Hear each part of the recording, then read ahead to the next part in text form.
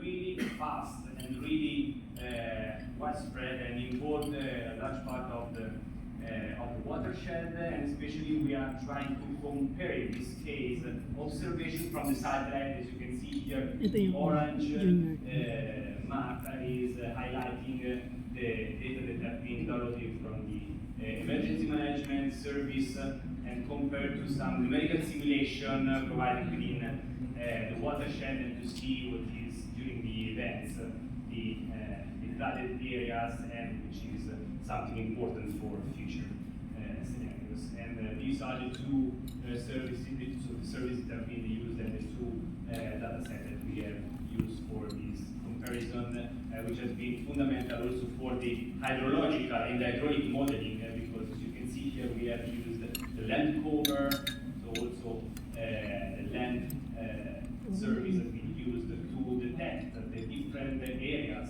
so the different land cover that gives you a different friction, different stress, different characteristics to the bed where the rain falls down and then runs off towards the river. Next, please. Okay, so now we'll talk about something which is also related, strongly related to my expertise, which is the propagation of the waves from the offshore to the inshore, and this is the other, let's say, we are trying to look at the water like flowing from land to sea and from the offshore to the coast. So, and then we will see that there is a combination that sometimes is giving us worse scenarios also in terms of future projections. So here, some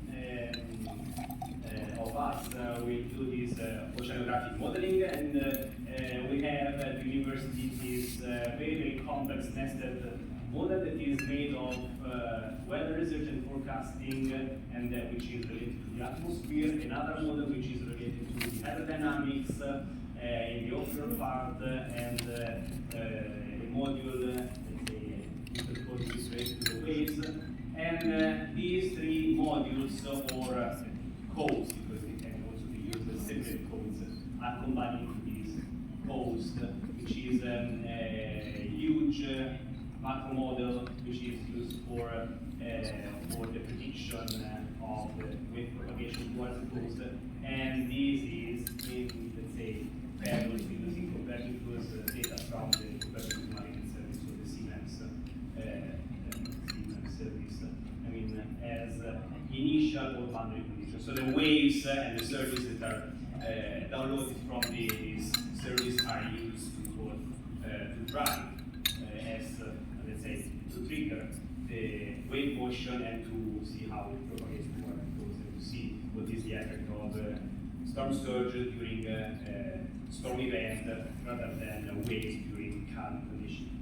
And here also important for tracing of pollutants, for instance, or nutrients. And in terms of oceanography, so biologically speaking, it is also important the integration between measurements that are currently, let's say, carried out in the field by my colleagues, my oceanographer colleagues. They are integrated with data from satellites. And here some pictures from some experimental campaigns and reconstruction of observed and combined to collect data from satellites. And next, please. And here are some of the applications, especially important to see that many of these projects are of the projects that we are leading or participating into are characterized by the presence of so a huge use and utilization of data from Copernicus. Yes. So here, wave propagation towards the sea, towards the coast, from the offshore. That's again something that is used. This is the example. This is the work that we have done 3-4 years ago related to the Sardinia. Maybe someone of you knows Sardinia, which is one of the most important islands that we have in Italy. We have actually two big islands, Sicily and Sardinia. And Sardinia is really nice place with very, very beautiful beaches. And Alghero, the bay of Alghero is northwest, and it's a really nice place, also with beautiful nature all around it. And we have done this wave propagation from the offshore to the inshore, and this is another example of application of CMEMS data from the offshore, and then we, in this case, have used a modeling chain approach. I mean, from the offshore, we have used a model to propagate towards the nearshore region, and then a more detailed model to check what is the coastal inundation here in this map, which is the 2D map. You see, this is the offshore in blue, the offshore part, and then propagates towards the light blue area, which is the nearshore region, and then you see here the blue and the green are the predicted shoreline advances, or let's say retreat in this case, because the beach is retreating and the water is advancing because of some important storms that happened in the past and that we have reconstructed through this modeling chain approach. And we are applying this. You can go to the next slide, please. We have applied this not only to the Sardinia coast, but also to other locations along the Adriatic and Mediterranean Sea that are the two seas that are bounding the longest part of Italy from north to south, up to Calabria more or less, and Apulia on the two sides.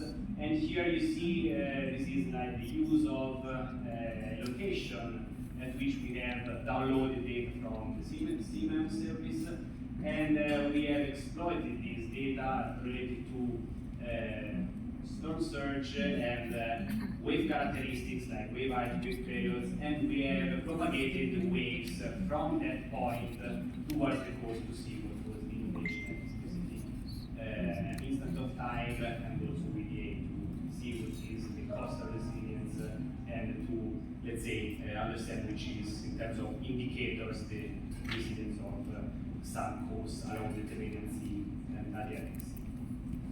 And you can see here also the reconstruction, again, exploiting the CMEMS data of the submerged bar that you can see in the back, and bar line, so submerged bars that are like little bumps in sandy beaches, which is the natural protection for beaches, especially in winter time. And then in red you see the shoreline that has been reconstructed by means of the combination between CMEMS data and video monitoring system that is, let's say, shooting some images and allows us to reconstruct also the shoreline evolution.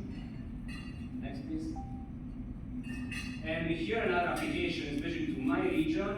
You see here we have Ancona, where my university is located, which is in a sort of A-O, which is the shape of, and also it gives the name to the city of Ancona, because the shape is that of a A-O. And here 4 different cities along the Macchia region coast, which is, so my region is characterized by a large amount of breakwaters, so the protection is like 70-75% of the coast is characterized by artificial structures that can be ports, but also rubber mount breakwaters or other types of protections. And in this case, we have like the impact of future projection. In this case, we have used the climate change service to see what would be the retreat of the beach in case we apply just a future projection sea level rise in 2070, which is in this location, in our location, plus 36 centimeters. So using the static approach, we will have a loss of beach of 9 meters in length. I mean, so we will lose some lines of umbrellas, because you know we have many concessions in our region and in Italy, and we have a big debate in this period of time, and we have beach resorts that are, let's say, scared about this risk of losing umbrellas for people, for tourists. I mean, because our region is living with tourists. It's one of the best incoming for our region, and losing 9 meters means that you can lose like 3-4 lines of umbrellas. It's let's say a big loss, I mean, for them. So think about Senegal, that is a little bit southern of Pesaro, 25 meters, so it's a huge amount. And if you go to the next slide, please. We can see here specific applications to two locations. So this is actually Senegal that I mentioned before. And you see here that the red is the shoreline in 2019, and using Copernicus data and they projecting them through the wave propagation through a model which is a very good model, which is that 3D one that allows us to see which is the complete aerodynamics and the complete wave propagation from the offshore to the inshore, and see what is the shoreline location in time. You see that the maximum, so the strongest waves, the most intense waves, reaches this location here. So that means that if you run a dynamic simulation, so accounting for the actual waves that are overlapping with the sea level rise in that period of time, and the storm surge and two other forcing actions that are that can coexist, you can lose the entire sandy beach. And you can see here that we have a little street here all around, and then the residential beach. So Senegalia could lose all the beach, all the sandy beach that we have, so all the umbrella lines that the beaches has nowadays. And Pesaro is another application. You can see here that Pesaro, as I told you before, would lose less meters. So maybe it's better under a static point of view, so just giving some projections. But in reality, if you run a dynamic simulation, you see that here you lose all the beach and south of the port, which is this. You can have also an intrusion of the water, let's say a water penetration, salt water penetration that also affects the residential area here. So that's really tough condition, but it's really important to analyze this in detail for future adaptation mitigation measures. Next, please.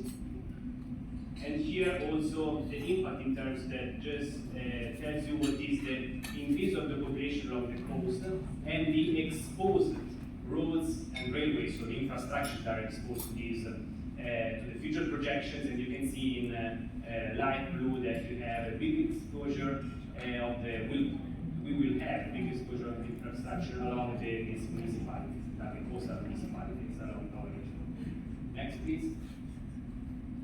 And then, last but not least, it is important to also account for the urban area, as we have seen Pesaro. So we will have an impact also on the residential buildings. And to go to the next slide, we'll see some applications that we have already carried out using some next please, to the urban area that we have studied because of river flooding. And here, the service that we use is the emergency management service that is fundamental for the analysis of the impact of flood events onto urban locations. Next, please. And this is an example of Avenue, just to let you know how they have been downloaded. And then next, please. With this sort of, let's say, workflow that gives us some hints about how this tool is used.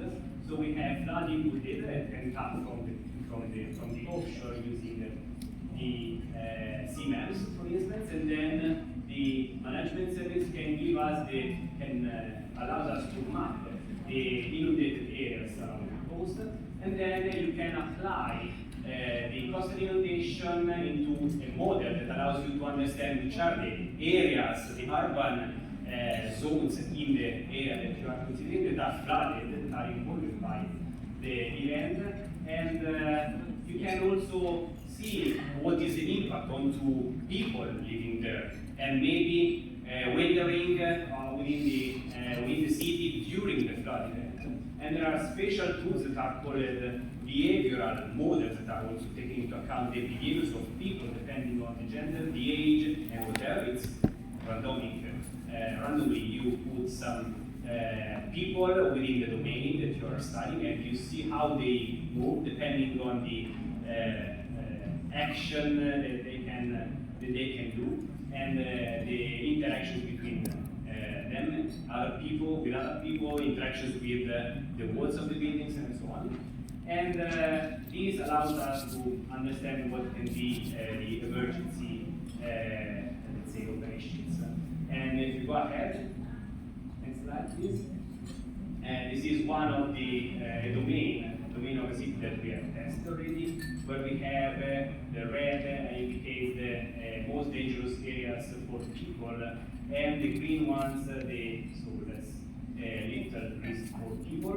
And this also is important to individuate some safe areas where people must be guided during flood event. And next, please. And you can see also the application of virtual reality, some serious game approach. It is something that, so if you reproduce a sort of a video game and you give some realistic data that can come from the services, the Copernicus services, as well depends on the numerical approach that we are using. You simulate an urban environment which is flooded, and using virtual reality, you can train the riskers, for instance, and also the designers to understand where the flood will hit more the city and where a person could be in danger. And so this is what we did in the past, and it's evolving in time so far. So next, please. This may be the last one. So thank you very much for your attention, and thank you.